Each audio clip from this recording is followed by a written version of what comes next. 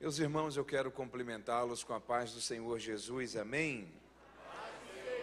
Que bom estar com vocês, que alegria poder retornar à Vila Alpina, uma grande oportunidade dada por Deus poder revê-los, louvar a Deus pela vida do pastor Antônio Larentes, pastor Carlos, pastor Ricardo, todos os pastores que servem ao Senhor nesse precioso campo de trabalho, agradecer a Vitória pelo convite, estar na companhia de um amigo muito querido, o pastor Adson Belo, e também termos o privilégio de estarmos acompanhados pelo Lincoln e podermos estar servindo a vocês esta noite. É um grande presente dado por Deus.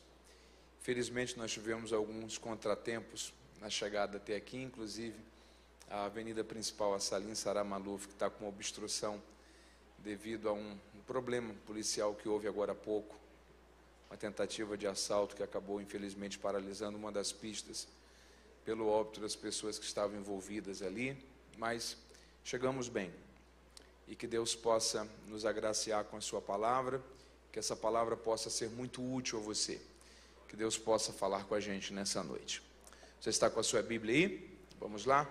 Eu gostaria de falar com vocês em Gênesis capítulo 37, Gênesis capítulo 37, e nós vamos ler alguns versículos a partir do versículo 1, Gênesis 37, a partir do versículo 1. Você encontrou aí? Vamos lá? Habitou Jacó na terra das peregrinações de seu pai, na terra de Canaã. E esta é a história de Jacó. Sendo José da idade de 17 anos, apacentava os rebanhos com seus irmãos, e sendo ainda jovem, acompanhava os filhos de Bila e os filhos de Zilpa, mulheres de seu pai, e trazia más notícias deles a seu pai. Israel amava mais a José do que a todos os seus filhos, porque era o filho da sua velhice, e fez-lhe uma túnica de várias cores. Vendo, pois, seus irmãos que o pai o amava mais do que a todos os outros filhos, odiaram-no e já não podiam falar com ele pacificamente. Teve José um sonho e o relatou aos seus irmãos, por isso o odiaram ainda mais. Pois lhes disse: rogo-vos, ouçam este sonho que tive. Estávamos atando feixes no campo, e eis que o meu feixe se levantou, ficou em pé, e os vossos feixes o rodeavam e se inclinavam perante o meu. Então lhe disseram seus irmãos: tu pensas que reinarás sobre nós? Tu pensas que terás domínio sobre nós? Com isso o odiaram ainda mais, por causa dos sonhos e das suas palavras. Teve outro sonho, e o contou aos seus irmãos, dizendo: sonhei também que o sol, a lua e 11 estrelas se inclinavam perante mim. Contando ao seu pai e aos seus irmãos, repreendeu o seu pai e lhe disse: que sonho é esse que tivestes? Acaso iremos eu, tua mãe e teus irmãos a inclinar-nos perante ti em terra? Seus irmãos lhe invejavam. Seu pai, no entanto, guardava isso no seu coração. E se você pode, diga amém. Amém. Deus te abençoe, se assente em nome de Jesus. Eu gostaria de falar um pouco com vocês esta noite, sem lhes cansar e poder ter a alegria também de ouvir pastor Adson esta noite ainda, sobre futuro. Você pode repetir comigo? Vamos lá, diga futuro. Eu gostaria de falar um pouco com vocês sobre o futuro a partir da vida de José. Nós conhecemos muito bem a sua história. José faz parte de uma família muito especial, que foi a família que Deus escolheu através dela desenvolver todo o seu propósito para a humanidade através da nação de Israel, dentro de um contexto do Antigo Testamento. Você sabe muito bem que Deus fez uma aliança com Abraão. Deus renovou essa aliança com Isaac. Deus renovou essa aliança também com Jacó. Jacó trabalhou 7 anos para se casar com Raquel. Na noite de núpcias recebe Lia como esposa. No dia seguinte o seu sogro lhe faz uma contraproposta: viva 7 dias de núpcias com Lia, depois tenha 7 dias de núpcias com Raquel, trabalhe para mim mais 7 anos, e você terá as minhas 2 filhas como esposa. E assim ele aceitou. Lia dava filhos a Jacó, Raquel não. Raquel era estéril. Elas possuíam 2 servas, 2 concubinas, Zilpa e Bila. Ambas também davam filhos a Jacó. Então você vai ver a história de Jacó no que diz respeito aos seus filhos, sendo construída primeiro a partir dos filhos de Lia, depois os filhos de Bila, depois os filhos de Zilpa. E quando os primeiros filhos, Rubem, Dan, Naftali, Azer, vão já estar muito grandes, já iniciando a fase adulta, é que a Bíblia diz que Deus então vai permitir que Raquel tenha filhos. O primeiro filho de Raquel é José. O texto que nós lemos esta noite fala sobre José. O segundo filho de Raquel vai nascer em uma situação muito constrangedora, porque a Bíblia diz que na hora que Raquel vai dar luz ao seu segundo filho, ela está sentindo muitas dores e ela morre no parto. E ela projeta sobre esse filho que nasce no parto, que ela morre, o nome de Benoni, que significa o filho da minha dor, e morre logo na sequência. Jacó vê tudo aquilo ali e ressignifica aquele momento. No parto mesmo, troca o nome de Benoni para o nome de Benjamim. Raquel está projetando sobre o filho que ela está vivendo, filho da minha dor. Jacó está projetando sobre o filho que ele está enxergando, o filho da minha mão direita, que é o nome de Benjamim. Qual é a leitura que Jacó está fazendo? Ele sabe que ele está já numa idade muito avançada, ele percebe que o fim dos seus dias cada vez se aproxima mais, os seus primeiros filhos já estão grandes, crescidos, seguindo a sua vida, e ele percebe que nesse menino, Benjamim, ele terá companhia para a sua velhice. Será um filho, um consolo, uma alegria. É isso que ele projeta no nome Benjamim. A ideia ali do filho da minha mão direita era como se fosse o filho do apoio, alguma coisa que ele pudesse se sustentar, como se fosse, por exemplo, uma muleta, um apoio. É isso que ele está projetando na ideia do filho da minha mão direita. O que ele está dizendo é: o filho que eu terei em minha companhia, o filho que será o meu sustento, o meu apoio, o meu consolo, o meu amigo, que eu vou desfrutar a fase final da minha vida. A Bíblia vai dizer que essa família vai continuar a vivenciar o seu ciclo, a sua história, a sua sequência. Com 17 anos, José começa a ter alguns sonhos. Antes disso, já tinha um clima meio que constrangedor dentro de casa. Primeiro porque José era o filho de Raquel, a mulher que Jacó amava.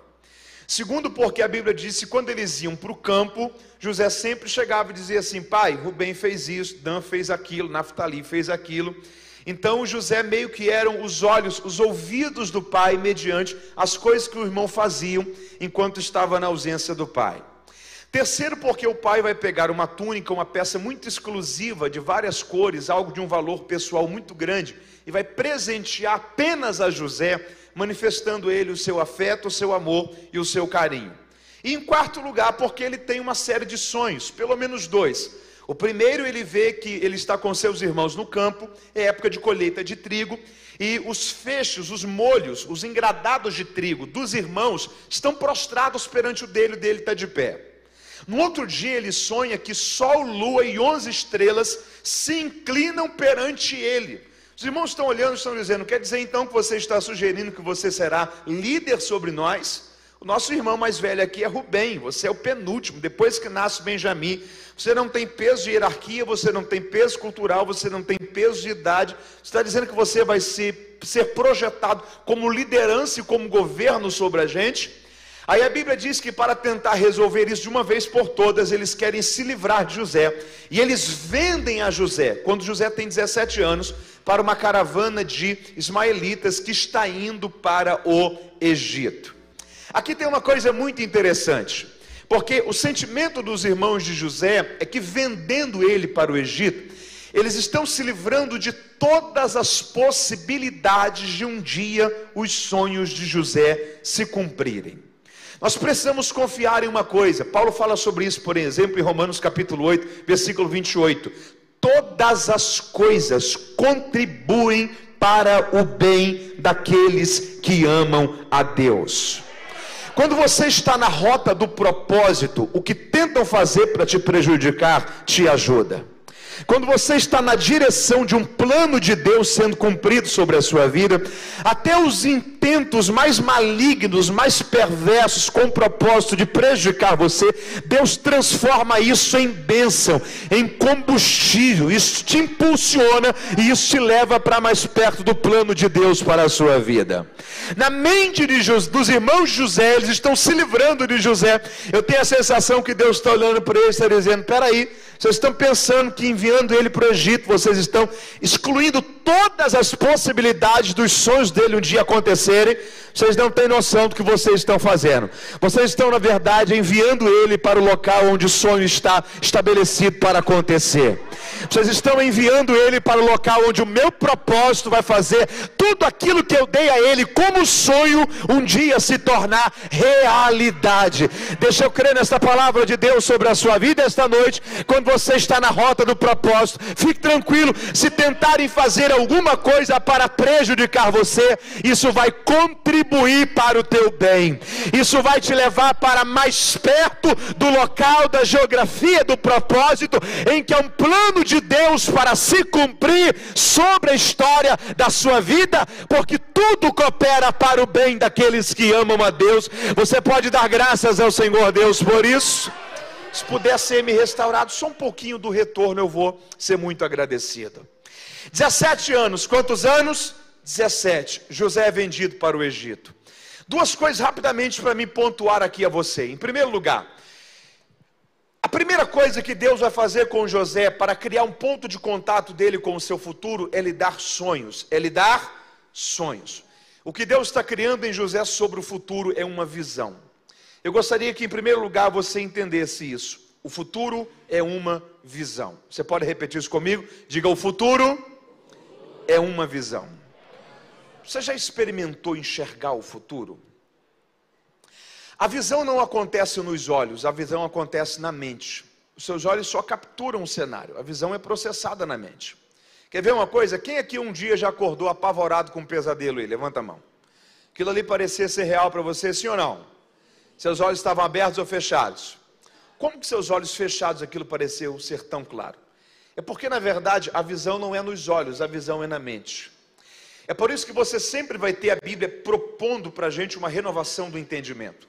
Ok? Não se conformam com esse mundo, mas transformai-os pela renovação da vossa mente. A própria palavra de Deus dizendo que a proposta de Deus para nós não é que vivamos por vista, mas é que vivamos por fé. Por quê? Porque a fé atua nessa área do entendimento. A fé produz essa visão, nos ajuda a entender aquilo que ainda não existe, mas já é um propósito, um projeto pronto de Deus para a história das nossas vidas. Na verdade, todas as vezes que Deus disser farei, considere isso já feito. Porque Deus ele trabalha com planos que já estão prontos dentro do seu propósito. Isso só está ganhando corpo dentro da nossa trajetória de vida. A primeira coisa que Deus vai fazer com José para conectá-lo acerca do seu futuro é criar um cenário na mente dele. É criar uma visão na mente dele. É mostrar para ele sol, lua e 11 estrelas prostrados. É mostrar para ele feixe de trigo prostrado perante o dele. Era Deus dizendo o seguinte a José: eu tenho isso para você no seu futuro. Uma posição de governo, uma posição de liderança. É Deus mostrando o final, sem que necessariamente mostre o meio. Aqui é uma coisa muito curiosa. Deus mostra o final, mas Deus não mostra o meio. No meio sempre tem situações que, se você soubesse o que você haveria de passar e enfrentar, você diria: ok, Senhor, o projeto até é muito bonito, mas deixa eu calma aqui na minha, faz isso com outra pessoa. Você sempre vai ver Deus mostrando o final, dificilmente Deus mostra o meio. É porque na verdade nesse meio aqui é o ponto de contato para você chegar naquilo que Deus tem pronto. É o que o salmista fala em Salmo 119, verso 40, ele fala o seguinte: Deus, a tua palavra é o meu consolo na hora da minha angústia. O que ele estava dizendo era: quando eu enfrento momentos de angústia, em vez de desistir, em vez de observar o tamanho do problema, a realidade do que eu estou enfrentando, eu só faço uma coisa: me lembro daquilo que o Senhor diz. Porque quando eu me lembro daquilo que o Senhor falou, eu entendo que tudo que for preciso vencer agora, renunciar agora, deixar no passado agora, vai valer a pena para não perder aquilo que o Senhor já tem pronto, preparado para a minha vida lá na frente. Eu tenho chegado cada vez mais ao entendimento de que Deus faz promessas não por causa dele, mas por causa de nós. Deixa eu ilustrar isso aqui para você entender. Imagina, por exemplo, que você vai para Curitiba. E a primeira vez que você vai para Curitiba, você vai dirigindo, eu olho para você e falo o seguinte, ó. Antes de você passar por Curitiba, você vai passar por uma cidade chamada Registro. Você tem que passar por Registro para ir para Curitiba, sim ou não? Sim. Quando eu digo a você que para você chegar em Curitiba, você vai passar por Registro, eu acabei de fazer a você uma promessa. Se eu não tivesse prometido aquilo a você, você iria deixar de passar por Registro, só porque eu não falei com você? Não, era o seu caminho. Só o que eu fiz a você foi criar um ponto de contato na sua mente com o seu destino. Foi criar um ponto de contato na sua mente com o seu futuro. Eu estou cada vez mais convencido de que quando Deus faz promessas para a gente, Ele não faz por causa dele, Ele faz por causa de nós. Ele está pontuando durante a nossa trajetória, coisas que vão acontecer, experiências que vão marcar, coisas que Ele vão realizar, para você entender uma coisa, eu estou na rota certa. Não está fácil, mas eu estou na rota certa. Pode talvez não serem dias tão claros, mas eu estou na rota certa. É Deus te mostrando, você está no caminho que eu te mostrei. Eu estou te mostrando o final, sol, lua, 11 estrelas. Eu estou te mostrando feixe de trigo prostrado. Você não tem noção que você vai passar, mas fique tranquilo, enquanto não chegar na rota, é porque você ainda está no caminho, e eu estou te guiando nessa trajetória. Você entende isso e pode celebrar a Deus por isso. A primeira coisa que Deus faz com José acerca do seu futuro é criar um ponto de contato na sua mente com uma visão, porque o futuro é uma visão. O futuro é uma visão. Há uma história que eu ouvi ano passado, aquilo ali me marcou muito. Quem aqui já ouviu falar de Walt Disney? Faz assim com a sua mão, ok? Provavelmente você conhece a história do Walt Disney por causa dos parques da Disney de Orlando. Sabia que o Walt Disney não era de Orlando, nem da Flórida, ele era da Califórnia. Tinha 2 filhas, e na verdade essa ideia de parque começa com um ambiente de entretenimento familiar, depois se transforma-se em um empreendimento. Antes da inauguração de um dos principais parques da Disney, o Walt Disney faleceu. No dia da inauguração, o engenheiro da obra do lado de Walt Disney, olhando para ela, diz assim, que pena que o Walt Disney não viu isso daqui pronto, não é verdade? E ela olha para ele e fala assim, viu sim. Na verdade, ele foi o primeiro que viu. Na verdade, nós só estamos vendo isso daqui hoje porque foi ele que conseguiu enxergar isso daqui primeiro. Porque há uma ruptura que tem que existir entre o presente e entre o futuro. Se você vive só por aquilo que os seus olhos estão vendo agora, você está correndo um sério risco de transformar o seu futuro apenas numa repetição do seu presente. Deus está nos convidando esta noite a você começar a enxergar um futuro melhor. Deus está nos convidando essa noite a você entender que independente da realidade que você está vivendo, há um futuro preparado de Deus para a história da sua vida, e isso precisa fazer sentido para você, isso precisa estar claro na sua mente. Quando você sabe a rota a se fazer, você sabe que Deus vai te guiar nela, e um dia isso será visível, materializado, e Deus será glorificado através disso. Você pode celebrar ao Senhor Deus por essa verdade? Diga comigo, o futuro é uma visão. Há uma frase que eu gosto muito, levante uma de suas mãos, diga comigo, vi o futuro, gostei do que vi, estou correndo para lá. Isso faz sentido para você? Em primeiro lugar, Deus está criando na mente de José uma visão, um desenho, uma maquete sobre o seu futuro. Com 17 anos ele é vendido, quantos anos? 17. Para o Egito, preço de um escravo. 11 anos depois ele é vendido de novo, no Egito, para Potifar. Preço de um escravo. Quantos anos haviam se passado? 11 anos. Mas quando as pessoas olhavam para José, o valor que José tinha para as pessoas era o mesmo. Valor de um escravo. José ensina uma coisa para a gente. Não é o valor que as pessoas te dão que define o valor que você tem. Sonhadores nunca terão o mesmo valor que escravos.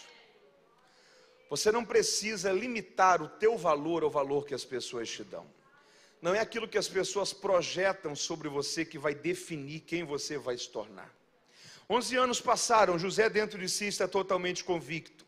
28 anos ele é vendido para a casa de Potifar. Você conhece a história, a mulher de Potifar se encanta por ele. Constrói uma trama. Todos saem, José, o mordomo da casa, está presente, e quando ele percebe que há más intenções no coração dela, ele vai fugir. ela manifesta o orgulho de não ter alcançado o que conseguiu com uma calúnia, uma história inverídica. Grita, as pessoas vêm, na fuga, a capa de José fica, ela constrói um enredo e diz o seguinte, ó, ele quis abusar de mim, eu gritei, ele correu, a prova é que a capa ficou, e aquilo que parecia que estava começando a dar certo, de repente desmorona de novo. José vai para a prisão. Com 28 anos, quantos anos? 28. Quando ele chega na prisão, a Bíblia diz que o carcereiro olha para ele e vê Deus na vida dele. Pega as chaves da prisão e coloca nas mãos de José. Se coloca no lugar de José. Você foi preso por algo que você não fez. As chaves da prisão estão na sua mão. A maioria das pessoas iam fazer o quê? Fugir. José preso estava, preso ficou. Em primeiro lugar, o futuro é uma visão. Em segundo lugar, o futuro será uma recompensa a quem for fiel. Você pode repetir isso comigo? Vamos lá, digo, o futuro será uma recompensa a quem for fiel. Na casa de Potifar, José fiel. Sabe o que é curioso ali? Se ele tivesse deitado-se com aquela mulher, ele teria sido preso? Não. Ele foi preso porque não se deitou. Ele está preso para os homens, livre para Deus. José ensina para a gente que é melhor às vezes você ficar mal com alguém, mas bem com Deus, do que para você ficar bem com alguém, você ter que quebrar princípios, falhar no caráter, negociar valores. É melhor alguém ficar mal com você, mas a sua consciência está tranquila com Deus. Aí, na prisão, ele também decide permanecer fiel. Porque o que rege José é um princípio chamado princípio da integridade. Você pode repetir comigo? Vamos lá. Diga, princípio da integridade. Algumas pessoas na Bíblia tiveram esse princípio. Deixa eu te dar um exemplo, Jó. Uma coisa é o que você pensa sobre mim, ok? O que você pensa sobre mim é a minha reputação. O que eu sou, o que Deus sabe sobre mim é o meu caráter. As pessoas permitem você saber delas o que elas querem que você saiba, ok? Quando você ouve um relato de alguém, você está ouvindo o relato a partir do que alguém enxergou. Uma coisa são as qualidades dos personagens da Bíblia que as pessoas citam. As 7 qualidades de Davi que Samuel que está citando. Uma coisa é um testemunho dado por Deus. Deus olhando para o diabo e dizendo o seguinte: você viu Jó? Jó é alguém que teme a mim. Jó me respeita. Jó é alguém que vive retidão. Se desvia do mal. E Jó é alguém íntegro. Jó é alguém? Jó é alguém? O termo íntegro significa inteiro. Quando Deus dá testemunho de Jó dizendo que ele é íntegro, o que Deus está dizendo é o seguinte: Jó é alguém que quando eu olho para ele eu não encontro nele faltas. Já parou para pensar nisso? Deus dando testemunho de alguém dessa forma. Aí o diabo olhou para Deus e falou o seguinte: Senhor, mas se o Senhor tivesse dado para mim, até eu seria crente como Jó é. Deus falou assim: ok, mexa no que você quiser, só não toque na vida. Você vai ver a razão pela qual Jó me serve. Jó era regido pelo princípio da integridade. Princípio da...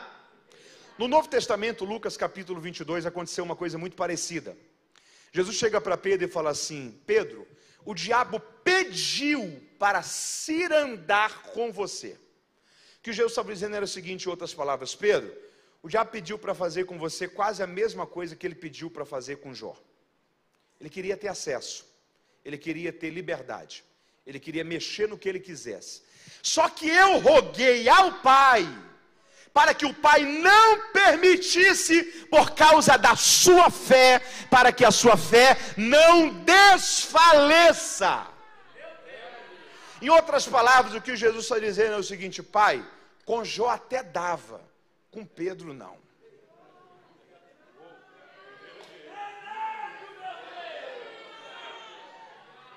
A gente não tem em Pedro a mesma qualidade que a gente teve em Jó. Então, para que a fé dele não desfaleça, não permita não, Pai. Isso é Lucas 22. Sabe o que mais me assusta em Lucas 22?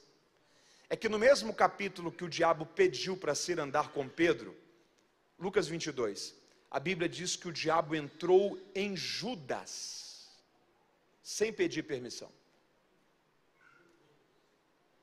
Para Pedro ele precisa pedir acesso. Para Judas ele tem caminho aberto. Porque o oposto de integridade é legalidade. João vai dizer 60 anos depois, quando ele escreve o seu evangelho, que Judas roubava a bolsa. Ninguém desconfiava. Mas dentro de si, Judas já estava com a legalidade aberta no relacionamento dele com Jesus. Deixa eu te falar uma coisa, você está me entendendo? Diga amém. Estou começando a concluir, deixa eu te falar uma coisa. Integridade não é algo para as pessoas verem, é algo para o mundo espiritual respeitar. O problema é que se você não zela por isso que não é visível, isso vai criar algo que o efeito disso será visível, legalidade. Você está entendendo isso? O futuro será uma recompensa a quem for fiel. Eu gostaria de te dar uma boa notícia esta noite. Deus tem um futuro preparado para a história da sua vida. Eu gostaria de te dar uma boa notícia esta noite. Há um futuro pronto, estabelecido por Deus, muito além do que os seus melhores sonhos alcançaram, de um plano de Deus para a história da sua existência. Mas isso será uma recompensa também à sua fidelidade. José está sendo fiel quando o pai está longe, José está sendo fiel quando os irmãos estão longe. A gente precisa entender que fidelidade é algo que você constrói no coração com o Senhor. O pai pode estar longe, a mãe pode estar longe, o esposo pode estar longe, a esposa pode estar longe, o pastor pode estar longe, mas se você zela pela sua vida com Deus, pelo seu caráter cristão, pela qualidade do seu relacionamento com Deus, isso está construindo integridade. Ninguém vai ver, mas o resultado disso será visível. Aquilo que é visível é consequência de algo que é construído em um campo onde os olhos não veem. Deixa eu liberar algo de Deus através dessa palavra sobre a sua vida. A sua fidelidade a Deus vai te levar a viver resultados que você nunca imaginou viver na sua história. Vai te levar além do que a organização humana poderia te fazer alcançar, porque o futuro será uma recompensa a quem for fiel. Zele pela integridade e Deus te honrará por causa disso. Você pode dar glórias ao Senhor Deus por isso. A Bíblia diz que Sadraque, Mesaque e Abednego decidiram não se contaminar. Se você pode, repita comigo, diga: fidelidade é uma decisão. Você precisa decidir isso. Ele está preso 28 anos. Está carregando ele ao princípio da integridade. 2 homens são presos junto com ele, o padeiro e o copeiro do rei. Ambos têm sonhos. José interpreta os sonhos dele. O significado é: padeiro, infelizmente em 3 dias você será executado. Copeiro, em 3 dias você será restabelecido ao cargo de copeiro do rei. Passa o primeiro, segundo, terceiro dia, padeiro morre, o copeiro vive. Aí José chega para o copeiro, e fala assim: ô gente boa, quando você chegar lá diante do faraó, conta para ele a minha história. Diz para ele que você conheceu um hebreu aqui, que foi vítima de uma história mal contada. Intercede por mim lá. Você se lembrou de José? Nem o copeiro. Deixa eu falar uma coisa. Quando não é o momento de Deus para algo acontecer na vida da gente, você pode pedir para o copeiro, para o presidente, para o deputado, para o vereador, para o pastor da congregação, para o senador. Deus faz a pessoa se esquecer. Deus não vai fazer algo que Ele ainda está construindo você para você saber lidar com isso de forma precipitada. José ficou ainda 2 anos preso, mas 2 anos depois, a Bíblia diz, em uma noite, Deus tirou o sono de Faraó e deu ele um sonho que nenhum mago do Egito conseguiu interpretar. Porque a gente precisa entender que quando não é a hora de Deus para alguma coisa, você pode pedir para quem quiser te ajudar. Deus faz a pessoa se esquecer. Mas quando é o momento de alguém, se for preciso Deus tirar o sono do Faraó, Deus tira. Mas o propósito dele se cumpre sobre a história da sua vida. O sonho do Faraó é 7 vacas magras, 7 vacas gordas, 7 espigas cheias, 7 espigas vazias. As vacas gordas e as espigas cheias eram devoradas pelas vacas magras e as espigas murchas. José chega diante dele e o significado é: haverão 7 anos de provisão sobre o Egito. Depois virão 7 anos de fome sobre o Egito. Construa celeiros nos 7 anos de provisão, estoque, guarde. O princípio de José administrativo é muito básico, mas até hoje muito eficiente. O princípio administrativo de José é o seguinte: quando sobrar, não gaste, guarde. Quando o faraó olha para aquilo, ele para e fala assim, ó, não tem ninguém para gerir isso daqui. Você será esse homem. E ele coloca José como governador do Egito. Sabe o que é curioso? Pega o histórico do Egito. Você não tem a figura de governadores no Egito, nem antes e nem depois de José. Aquilo ali é uma função criada para o momento. Porque a gente precisa entender que quando há um propósito de Deus se cumprindo, se for preciso Deus criar configurações, cenários, circunstâncias, Ele cria para que o plano dele não caia por terra. Sabe o que eu acho curioso aqui? Eu estou correndo para concluir. Você está me ouvindo? Diga amém. Há algumas coisas que eu acho muito interessante aqui. Em primeiro lugar, a fome que vem, não vem só sobre o Egito, vem sobre toda a região, inclusive Hebrom. Quem é que está morando em Hebrom? A família de José. Só que nenhuma região, além do Egito, sabe que vai vir uma fome depois do tempo de fartura. Só o Egito está pronto. Porque o Egito estava debaixo de uma palavra. O Egito estava debaixo de uma. O Egito estava debaixo de uma. Quando os irmãos de José perceberam que era um tempo de fome, foi por causa de sinais. Ausência de chuva, terra seca, espigas murchas. Deu-se a sensação de que um tempo de fome estava se iniciando. Eu tenho pensado uma coisa nesses dias. Sinais são para leigos. Uma das piores coisas que pode acontecer com a gente é depender de sinais. Como é que você percebe que vai chover? Quando o vento muda, quando as nuvens se formam.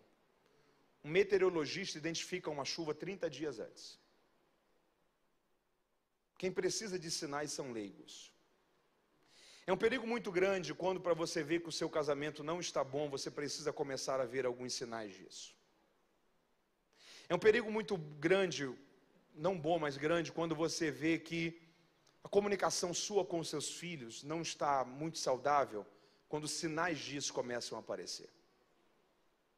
É um perigo muito grande quando você vê, por exemplo, que a sua saúde não está boa, quando sinais de que ela está ruim começam a existir para você.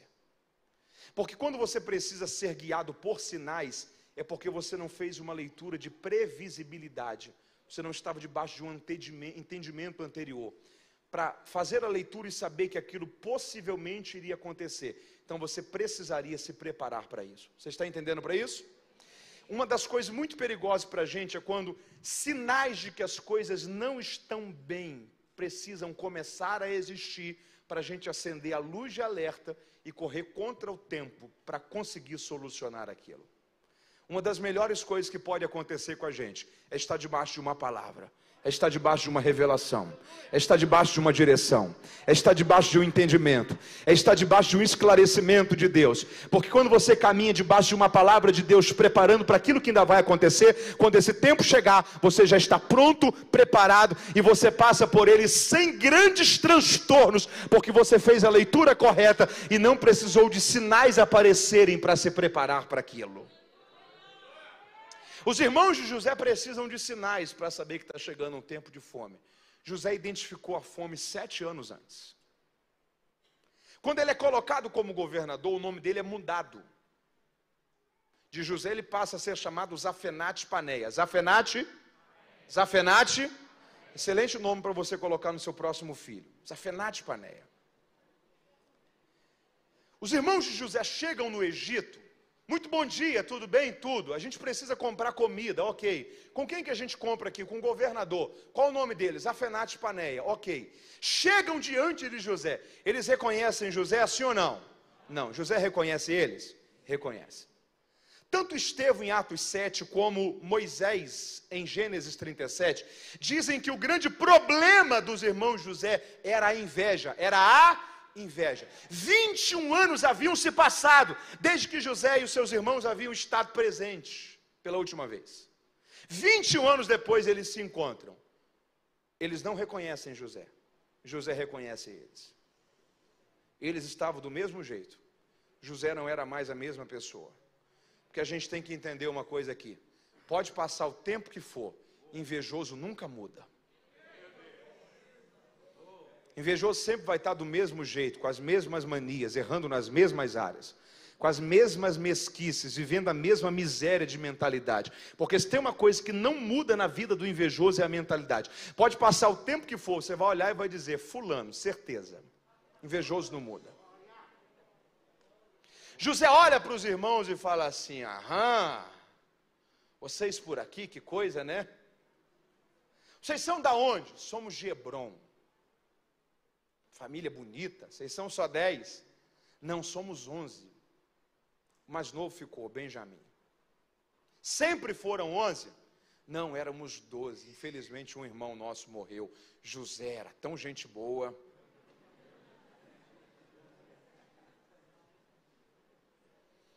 Eu vendo sim comida para vocês, com uma condição. Os 11 têm que estar aqui. Voltem lá e tragam Benjamim. Quando Benjamim chega, José prende Benjamim. Nada será feito de mal ao menino. Só que vocês voltarão lá. Porque vocês vão ter que corrigir uma coisa que vocês contaram para o nosso pai há 21 anos atrás. A mesma boca que abriu para dizer que José estava morto, vai ter que voltar de novo e se abrir novamente. Para dizer, pai, nós encontramos José no Egito. E o senhor não tem noção do que está acontecendo lá, pai. O senhor lembra daqueles sonhos de sol, lua e 11 estrelas prostrado? O senhor lembra daqueles sonhos, pai, de trigo, pai, feixe de trigo, época de fome. Nós fomos comprar trigo, feixe de trigo de José em pé, e o nosso prostrado diante dele, pai. Nós temos que ir lá, porque José está chamando, porque José foi guardado por Deus, e nós queremos dizer para o senhor que José não morreu, mas ele está vivo, e da mesma forma que ele sonhou, Deus fez se cumprir na vida dele. Você está entendendo isso? E pode dar glórias ao Senhor Deus por isso.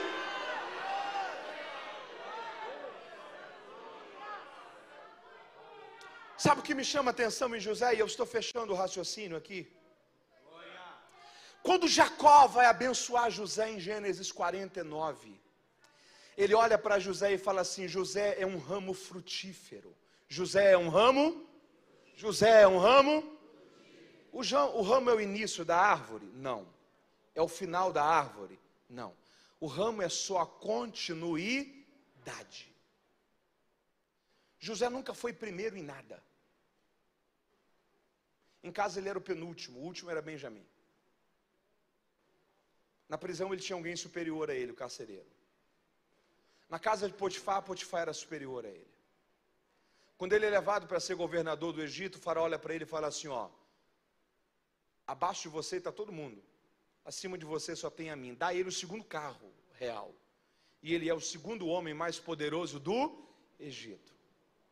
José nunca foi o primeiro em nada, sempre foi pelo menos o segundo.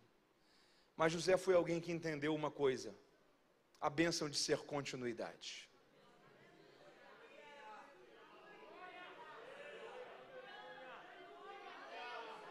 Você não precisa ser o primeiro de alguma coisa para fazer. A sua posição não revela a sua utilidade. O entendimento é, não começou comigo, não vai terminar em mim. Só que Deus está me dando o privilégio de ser continuidade do que Ele está fazendo. Então eu vou florescer aonde Ele me plantou. Eu vou frutificar aonde Ele me permitiu estar. Há uma bênção sobre nós, a bênção da continuidade. A bênção da continuidade. Em primeiro lugar, o futuro é uma visão. O futuro é uma. Segundo lugar, o futuro é uma recompensa a quem for fiel. O futuro não é acidental, o futuro é intencional. O futuro não vem pronto, é construído. Não é acidente, é intenção, é planejamento. O futuro é uma visão que se corre para lá e é fiel durante o percurso. Mas em último lugar, fechando aqui a ideia, uma terceira coisa que eu gostaria de falar com você sobre o futuro, é que o futuro tem a ver com viver sonho, mas não qualquer sonho. O futuro tem a ver com viver o sonho que Deus planejou. Deus não dorme. Talvez seria uma hipérbole muito exagerada chamá-lo do sonho de Deus, mas me permita utilizá-la.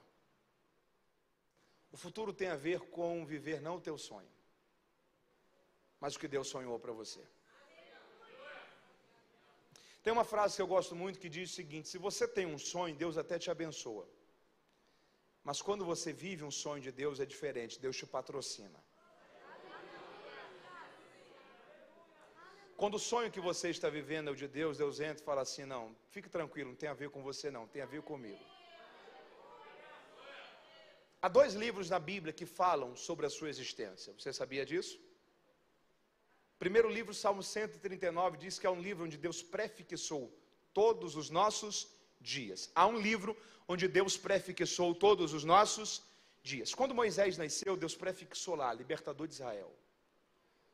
Quando Davi nasceu, Deus prefixou lá, rei de Israel. Quando Paulo nasceu, Deus prefixou lá, apóstolo dos gentios. É claro que é uma linguagem poética, mas é a ideia de que Deus registrou os planos dele para nós. A pergunta que a gente tem que fazer todo dia é: o que é que Deus escreveu lá no meu livro? Você já parou para pensar nisso? Miles Monroe falava que os 2 dias mais importantes da vida, em primeiro lugar, é o dia que você nasceu, e o segundo lugar é o dia que você descobriu para que você nasceu. Porque a maior tragédia da vida nunca foi a morte, mas sempre foi uma vida sem propósitos. Há um livro onde Deus prefixou todos os meus dias. Esse é o primeiro livro na Bíblia que conta a sua história. Só que há um segundo livro na Bíblia que conta a sua história, que é Apocalipse 20. Um livro que João chama de o livro das obras. O livro das... Se aqui está o planejamento, aqui está a biografia. Aqui está as decisões que você fez, as prioridades que você teve, os caminhos que você seguiu, aquilo que você olhou e disse: é isso que eu vou fazer da minha vida. O meu medo é só um: o dia que ele pegar o livro do propósito e o dia que ele pegar o livro das obras e colocar um diante do outro, será que vai bater? Ou será que Deus talvez vai olhar e vai dizer: que pena que você quis viver do seu jeito, mas não do meu. Que pena que você quis viver os seus sonhos, mas não os sonhos que eu tinha para a sua vida. Que pena que você quis viver a sua vontade, mas não a vontade que eu tinha planejado para você. Que pena que você quis seguir pelo teu caminho. Eu tinha um caminho pronto para você, mas você quis se aventurar por um caminho que não estava preparado, e se feriu, machucou, perdeu tempo, se frustrou, decepcionou, porque tinha um caminho preparado e você quis escolher uma rota que não estava pavimentada. Não era a que eu tinha preparado para você. Eu quero encerrar essa palavra dizendo a você que, além da visão do futuro e além da fidelidade para te levar até lá, a gente tem que sair desse culto perguntando: o que é que está escrito naquele livro? O que é que ele escreveu lá? Porque eu não quero desperdiçar a minha vida vivendo do meu jeito, sendo que ele tem uma vida para mim viver. Eu quero olhar para ele e vê-lo não só como meu Salvador, eu quero olhar para ele e ver também como meu Senhor. Porque se como meu Salvador ele foi à cruz para me livrar do inferno, como meu Senhor eu me tornei o seu servo, e a minha vida não pertence mais a mim, é dele. Você está entendendo isso? Coloque sua mão no seu coração. Diga: Senhor, eu ouvi a tua palavra, e como eu careço que essa palavra se materialize na minha vida.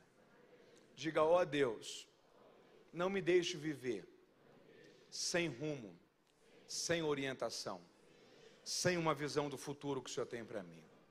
Diga: ó Deus, fala comigo, me mostra a rota, me orienta, me ajuda a entender o caminho que o Senhor pavimentou. Diga: ó Deus, me guarda em fidelidade, em integridade nesse caminho. Guarda o meu coração. Não permita que integridade se transforme em legalidade, mas guarda o meu coração. E diga: ó Deus, me ajude a entender que não tem a ver com os meus sonhos. Eu não quero gastar a minha vida vivendo para mim, mas eu entrego ao Senhor, eu oferto ao Senhor. Eu só tenho uma vida e eu decidi que ela não é minha, é sua. Eu quero viver o teu sonho, eu quero viver o que o Senhor prefixou acerca da minha existência, porque eu confio que o Senhor tem o melhor para mim. Amém e amém.